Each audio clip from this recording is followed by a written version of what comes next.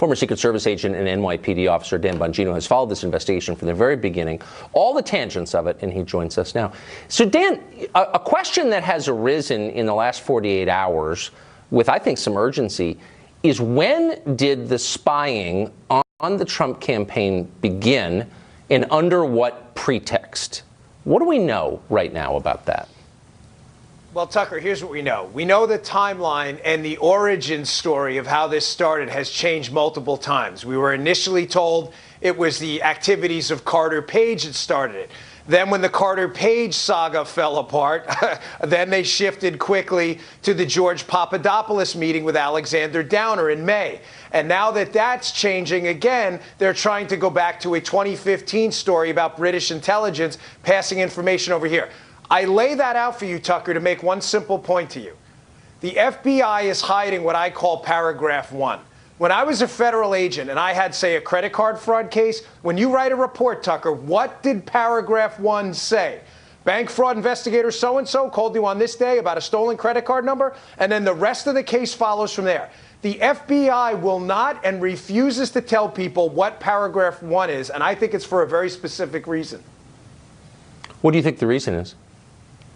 I was waiting for you to ask me that, Tucker, but I want to keep talking. So here's what I think the reason is. We're focusing on the pull. Okay, we're focusing on the information that was pulled out of the Trump campaign. The spy we're not supposed to name, call him an informant. I don't care. I'm not getting in the euphemisms game, all right? It's the same thing. We're focusing on how... It's the same thing. It's nonsense, okay? And I'm glad you've been hammering people on this because it's ridiculous. Yeah. But we've been focusing on how he's been interacting with the Trump sphere, trying to pull information out. The real question here, and the next shoe to drop, and the one we've been on while I've been researching this case, is how was the email information about the Russian dirt pushed into the Trump sphere, Tucker? It was fed to Papadopoulos by a Maltese professor way back in March, months before this formal investigation. Now, let me just drop a boulder on you here. That professor has now disappeared. He was interviewed by the FBI in February. Now, if this is a Russian collusion case, and this guy's the Rosetta Stone and has the keys to the kingdom and knew about this Russian dirt and fed it to a Trump low-level guy like Papadopoulos, then how come the FBI let him disappear after interviewing him in February?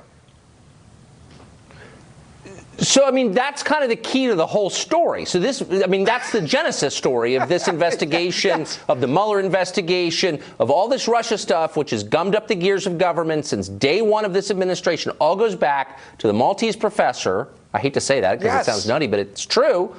And we don't know where he is. Why don't we know where he is? And do you think it's possible that this was a setup from day one? I don't think it's possible anymore, Tucker. If I was a betting man, I would bet my right thumb on it that this was an entrapment operation. Now, who specifically set it up and why is still an open question. It would be irresponsible for me to say, but there's a lot of evidence leading to some very, very suspicious characters. But you just asked, and you posed to your audience the critical question. Stop for a second focusing on the pull. Who pushed the information into the Trump sphere that was going to be pulled out later as evidence they were colluding with the Russians? The answer is we know the guy. So if he was interviewed by the FBI, let's just get to the bottom of it. Yet, Tucker, the guy is nowhere to be found. He's in the Ren and Stimpy land of the left socks. Nobody knows, but the FBI interviewed him in February. Amazing how that happens. The whole thing is unbelievable. And the more you know, I almost hesitate to learn more because I want to sleep at night. Dan Bongino, thank you for that. I appreciate it. Yes, sir. You got it.